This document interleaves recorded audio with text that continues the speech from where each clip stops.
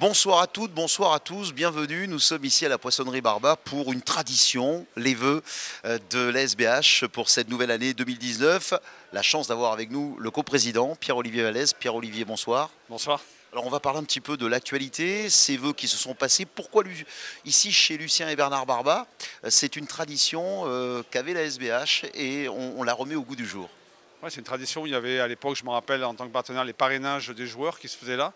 Après, parce que la famille Barba, ils sont tous passionnés de rugby, ils nous l'ont proposé. C'est une année, je crois que c'est la première fois que ça se fait quand même pour les vœux, mais c'est une année particulière aussi pour la Poissonnerie Barba. Donc entre le père et le fils, c'était un clin d'œil et je crois que tout le monde est très content d'être ici ce soir. Il y a eu un passage de main en plus qui s'est fait en direct. Il y a eu un passage en direct assez émouvant, donc voilà, je suis très content d'avoir pu le faire ici. On va revenir sur la SBH et sur le rugby. On sort d'un bloc absolument exceptionnel. On a vu des valeurs, malgré le match contre Brive avec une infirmerie pleine et une victoire de la SBH et surtout un groupe qui vit formidablement bien. Oui, on a vu qu'on n'avait pas simplement une équipe de joueurs, on avait un vrai groupe et un groupe élargi où on pouvait faire confiance à tout le monde malgré on était au début du bloc avec quasiment très peu de blessés, peut-être 3 blessés. Puis on s'est retrouvé d'un coup avec plus de 10 blessés brutalement. Donc il a fallu faire face. Les joueurs le staff a réorganisé son équipe. Il y a eu en plus des aléas sur le dernier match excusez du peu, contre Brive. Et les jeunes qui sont rentrés sur le terrain et les moins jeunes qui ont été replacés à d'autres postes ont fait un match extraordinaire de vaillance et de courage et ont montré que c'était quand même un sport, d'abord un sport collectif, un sport d'hommes, et que c'était surtout ça qui prévalait. Donc c'est intéressant parce que ça nous permet de nous rendre compte qu'on peut faire confiance à tout le monde et n'avoir peur de rien si jamais on a des joueurs qui ne sont pas là pour un match. Pierre-Olivier Vallès, on en profite pour faire un clin d'œil à Diego Minaro, à la formation. On a vu les fruits que ça a apporté, notamment vendredi soir. Oui, je crois qu'on peut faire... tout d'abord, féliciter Diego Minaro pour la gestion du centre de formation et les progrès faits. Je dirais qu'en amont, il faut féliciter tous les éducateurs de l'association qui font en sorte d'amener un maximum de jeunes issus de la formation biterroise au centre de formation pour qu'après, remercier nos coachs actuels qui sont... ça n'a pas toujours été le cas, moi, depuis que je suis au club, qui sont très très favorables à ce qu'on intègre ces jeunes et qui ont un œil plus qu'averti et permanent sur ces jeunes pour voir quand est-ce qu'ils peuvent les incorporer au centre de formation, enfin avec les pros.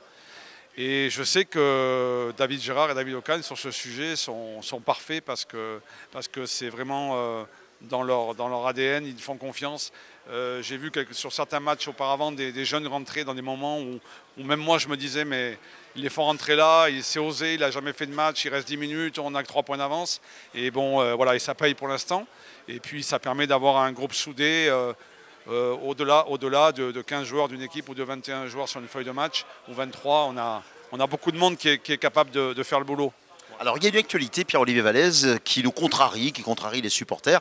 On sait qu'on a un objectif, on va y revenir dans quelques instants, ces fameux 3 points. Est-ce qu'on va les récupérer? Est-ce qu'on a de grandes chances ou est-ce que ça va être difficile? Moi, je pense qu'on va les récupérer parce que voilà, les demandes qui nous ont été faites, on a répondu à toutes les demandes. Maintenant, ça prend un peu plus de temps que ce qu'on avait espéré, même si on a demandé un référé pour être reçu le plus rapidement possible. Donc, on sera reçu, d'après les informations d'aujourd'hui, le 14 ou le 15 février prochain à la commission d'appel de la Fédération française. Nous, notre dossier est prêt, on pourrait y aller demain matin. Et on pense que, voilà, on espère fortement les récupérer. On pense qu'on va les récupérer. Maintenant, il y a une commission qui sera là et qui est seule mettre à bord. Mais sur les demandes qui nous ont été faites, on doit récupérer nos 3 points. Et on l'espère. On rappelle qu'on va venir, on va terminer avec ça.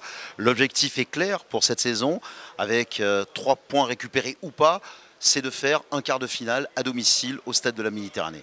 On va dire que le premier objectif, c'est la qualification, mais on veut cette année donner cette émotion qui a été grande l'année dernière à Mont-de-Marsan, de l'avoir à la Méditerranée. Ça serait d'abord, ça montrerait encore la progression du club. Ça permettrait de franchir encore un étage et puis de rendre à toute cette population biterroise la possibilité de recevoir au stade de Méditerranée. Je pense qu'il a été rempli pour le championnat du monde. On serait capable de le remplir pour un match de quart de finale à la maison. Je crois même, je suis sûr que depuis que le club est en Pro D2, il n'y a jamais eu de phase qualificative à la Méditerranée. Alors à l'époque, il n'y avait que 4 qualifiés, donc c'était encore plus difficile.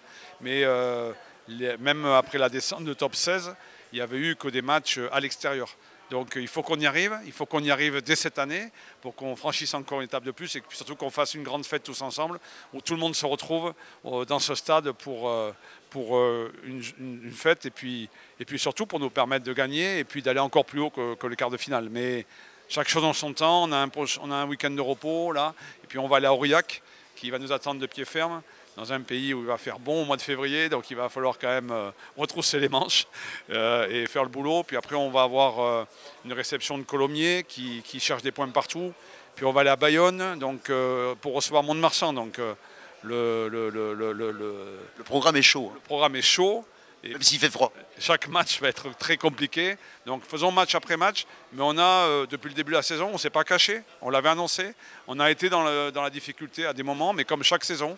Mais on avait aussi annoncé, le staff et moi-même et Cédric, qu'on aurait des moments difficiles. On a senti les gens derrière nous. Et puis tant qu'il n'y a pas d'affolement et que derrière ça repart, on va tout faire pour atteindre cet objectif cette année. Un mot, supporters, c'était les vœux ce soir pour 2019. Qu'est-ce que vous avez à leur dire? Je vais vous dire beaucoup de santé à tout le monde, beaucoup de bonheur pour cette année 2019. Il était temps que je vous les présente parce que c'est le dernier jour où on a le droit de le faire. On est le 31, donc demain c'était trop tard.